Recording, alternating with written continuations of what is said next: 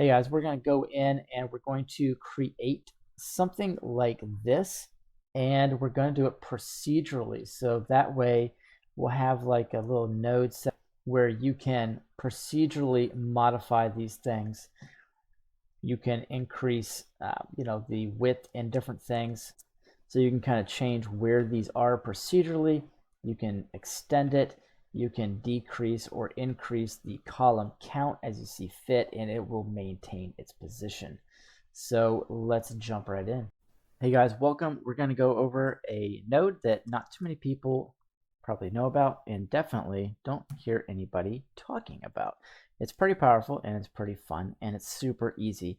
So you can come over to Preferences and go into Add-ons and just check to make sure your node wrangler's on. We'll need it. Just go over that a couple times here and there. Create a node group instantly right away. Let's Shift AS, put in an instance, and we'll put it on points. You could drop that in. Control right click will slash and knock that off. That's part of Node Wrangler. Pretty fun. What I'm going to do is kind of bring this over, and I'll move this out, but we want to keep that because we're going to make a node out of it, because we've got just a bald node with nothing on it. We can actually rename this one to Geo Instances Node and hit enter. So this is pretty fun. Come over here, Shift AS, type in grid. Plug grid into points, so that's what we're going to instance, is going to be the grid. It'll have its own size and vertex count. And without further ado, Shift AS, type in geo, and you might have to type out the whole thing, but geometry, it's not going to work for me. Geometry to instance. This is going to be a lot like the join geometry node. Okay, they have multiple inputs. Only this one doesn't go over there. It goes here and plugs directly into the instances. Super cool, super fun. Make a bunch of room. We're going to put a bunch of nodes on it. Shift AS. Let's grab an ICO. Let's repeat the process. Let's get a UV sphere. Let's get a cube. And I like the cone, so we're going to throw a cone in there. And in fact, I'm going to get rid of the cube because it's just overused. And I'm going to throw in the cylinder because I love the controls on the cylinder and the cone. A lot of fun. All right, so now lazy clicking, Alt, hold down right mouse, and let's just connect all these bad boys in. And you'll see they all instance on top of each other. Not good. So what we're going to do is manipulate that with the grid size. Hold down Shift, left click, drag in or out, and you can bring this out. So bring it out to something like 20. That's fine, as we're going to do something different here. And if you increase the vertex count, you'll see you increase the number of instances on each one of those points, but that's not helpful. So what you want to do is click pick instance, and it's going to separate all those so it's nice and clear at this point. Now if you want to bring the grid up, and for some reason I am off, so I'll put 10 in on each one, it's going to randomly, well, it's not necessarily random, but it's going to instance those according to, like if you had 3 of these, it's going to be a little bit different setup. As you can see, if you only have 2, it's going to be a little bit of a different setup. And so you want to, woohoo! You want to reconnect these. So you want to have some kind of even number, probably would work nice. Now Shift AS, type in frame. We don't want to get everything looking disgusting, so you just select all your nodes, and then you can shift and bring the mouse area here, and we can drop this one in too just to extend it. Then left click here, hit F2, and you can type in geo instances and hit enter. That was F2 to grab the frame for a rename. Now hit N, come on over to the node, click color, drop it down, and we want to select something noticeable like the green, which is going to be for geometry. So now we're starting to get organized already. So anything we put in here, we can absolutely keep nice, good track of. And I think I'll just stem all of these out in like the order-ish that they came out of the actual instance node. Something like that.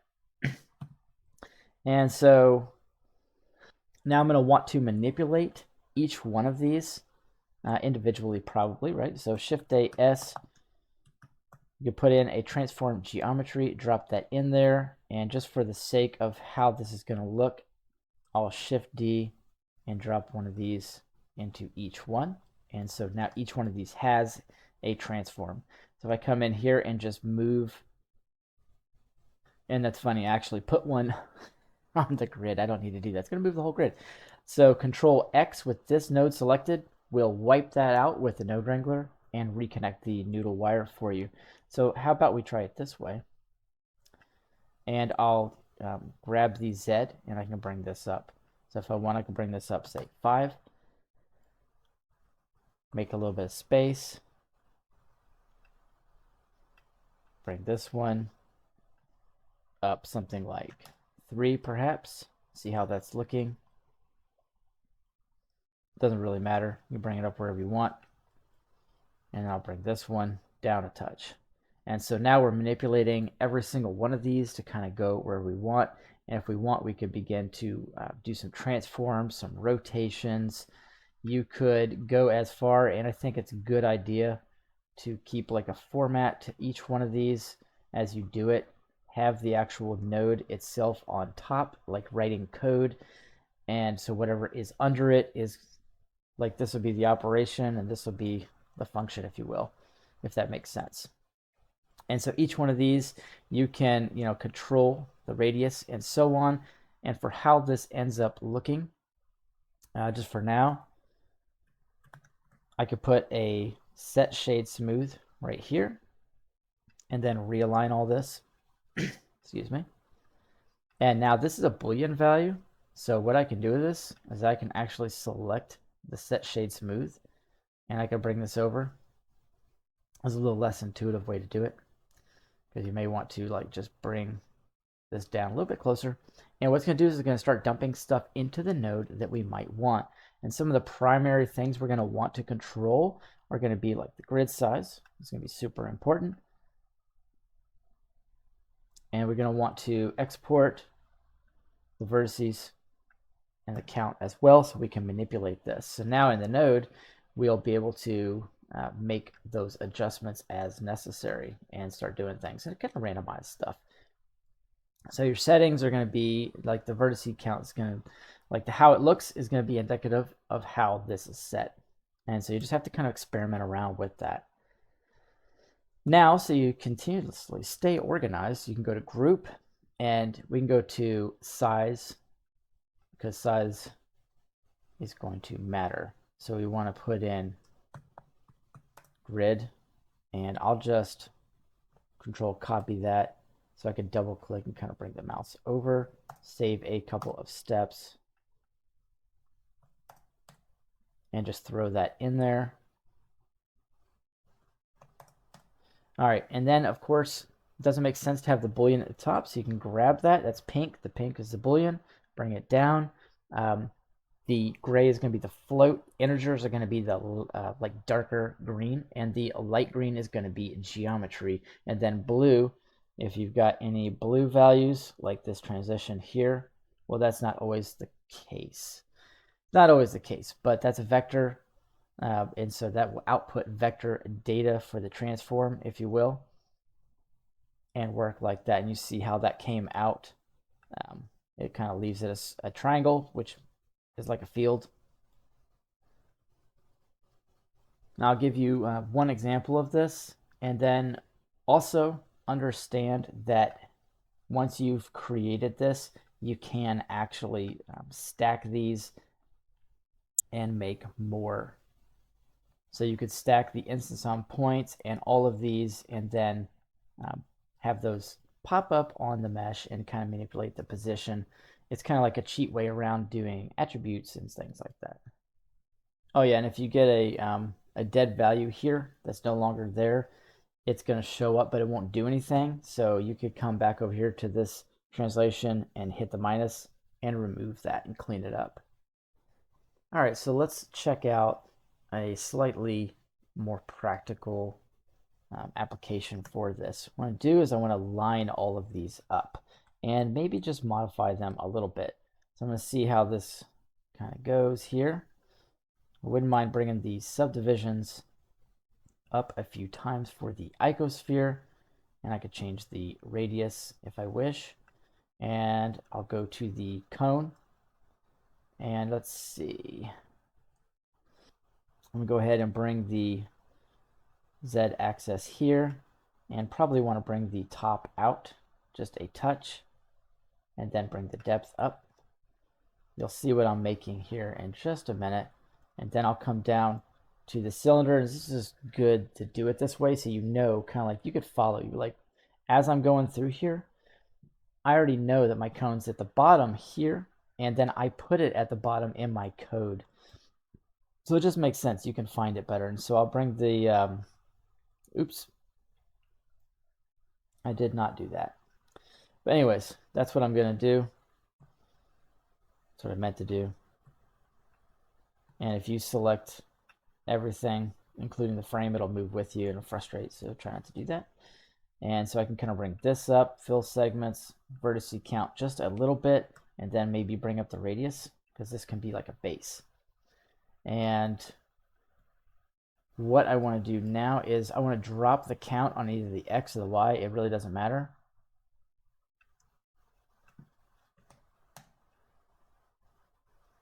And so I'll drop the count here since it's already that way.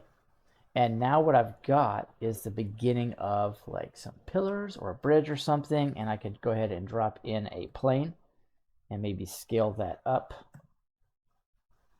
Just for the fun of it, I'll throw a solidify on it with even thickness, kind of bring that down. Go ahead and apply it. Scale that out on the Y, something like that.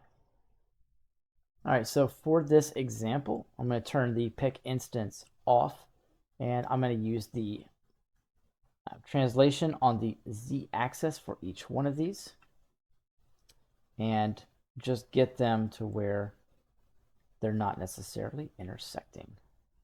Something like that. Something like that.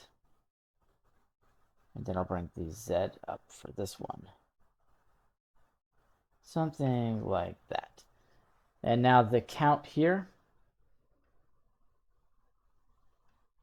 I'm going to bring the verts all the way down for the X, like I just had.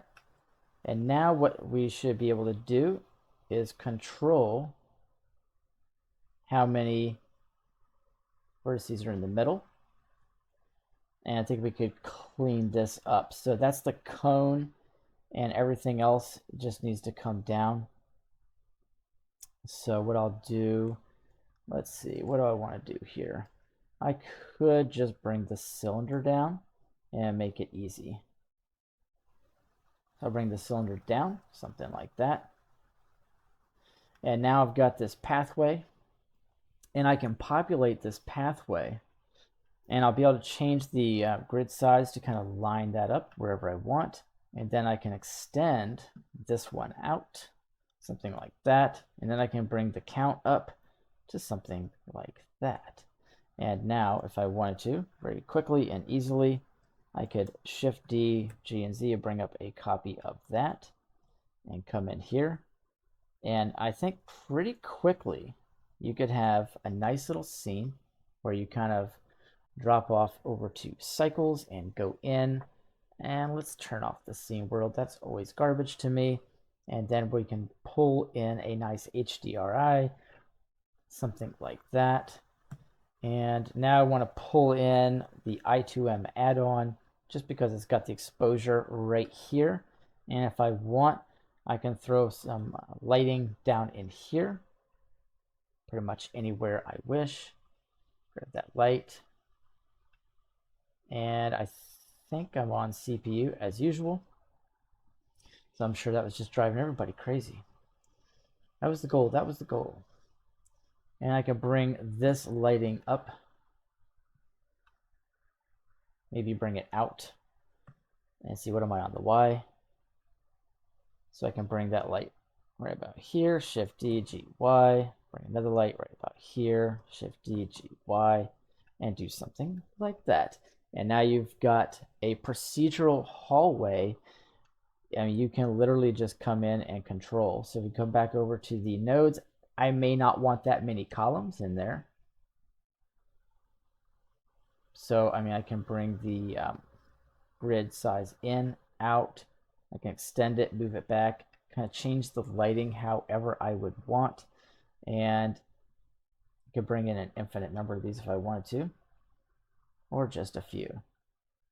And if I bring in just a few, then I'm stretching the grid size back out again to achieve that. And that's pretty cool. Then you can come in, if you like what you see, like on the cylinder here, what we could do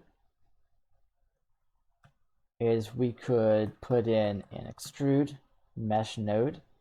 Let's see, does that make more sense to put it in here? Now it's currently selecting faces, and it has 49 segments. So those are the faces that are being extruded. So kind of keep that in mind. And I mean, you can do a lot with it that way. But if you don't want to, say, extrude those from the cylinder, maybe you just want to do the bottom or something, then you can do an offset and just extrude the bottom. You can select the top.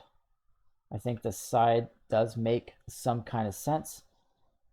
And so if I wanted to, I can bring that radius in just a touch so it's not looking too crazy. And that actually looks pretty neat. And from here, there's oodles and oodles of ways to actually change this even further to make it look real nice. And I actually like that a lot, but I'd have to do a little more work to the top. So if you don't like that, you can come to the extrude mesh node. Instead of doing the individual faces, just turn that off and you'll get this nice smoother look here that you can work with. And then that actually does absolutely nothing for that, but if you wanted to go ahead and do it to the top, then that would probably make a little more sense. And if you do it that way with just the faces, I think we bring the depth in and you get kind of like a bevel effect there. You can also do the edges if you wish. Bring the depth back up. And I just want to do the top. So I'll tell it to do the top. And then I can have this neat little extruded part and kind of bring it up if I want to. Probably increase that just a little bit. So like whatever doesn't show doesn't really matter in 3D anyways. So that looks pretty cool. All right, so I don't want to leave you without something to texture these. So come in, Shift A S, and let's put in a set material node. And we should be able to do this for each individual one of these. And if you come over here, just create some materials. I've already created a few. Create one more, something like a yellow. And what you can do is grab these individual colors. And let's see, I'm going to Shift D this here. And I'll Shift D this one here. I'll Shift D this one here right on the cylinder. And now that should get all of those. And then I can choose some different colors to go into each one. Something like the yellow here. And that's fine. That's all fine and good. And my icosphere seems to be inside of here. So I'm actually just going to bring that up with the transform. It's not going to be necessarily part of it. It doesn't matter at this point. And what are we going to do? Go blue with this one? I think we can go blue. Then if I want to, I can throw some kind of texture on there. If you've got Blender Kit, then you can come over here and throw something, actually throw something nice on it. I'll throw a concrete of some sort. There we go. And then you can come in here and grab these, and now you'll have a larger list of different things that you can kind of go through. And we have concrete, so we can start changing the materials to these. And maybe I just want them all to be that concrete look. And come in here, concrete. And like I said, literally just scratching the surface here on what you can do.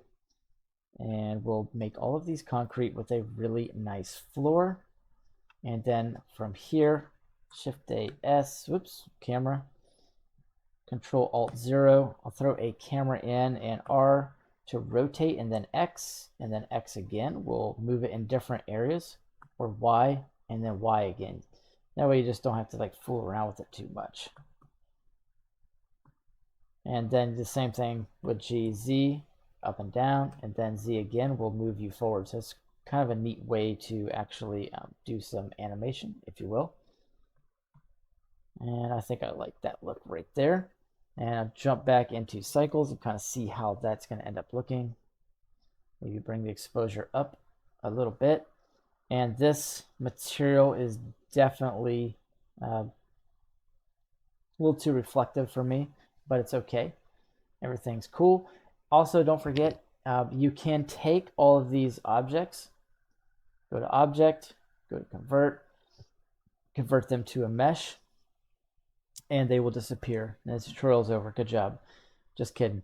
So what you got to do is come over here, and you got to plug in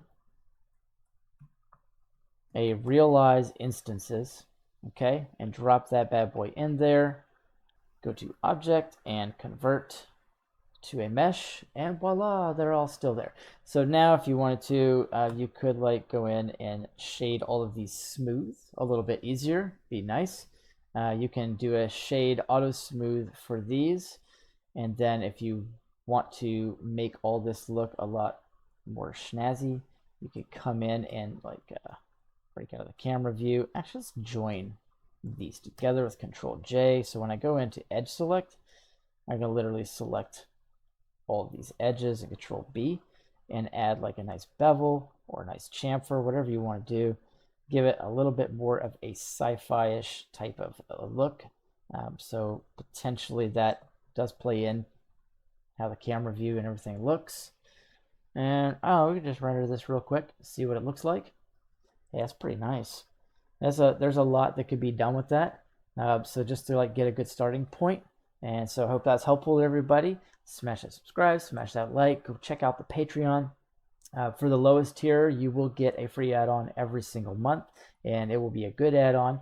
And if you do the higher tiers, you'll get every single add-on that I've made for that. So like if it's $5, you're getting all of them.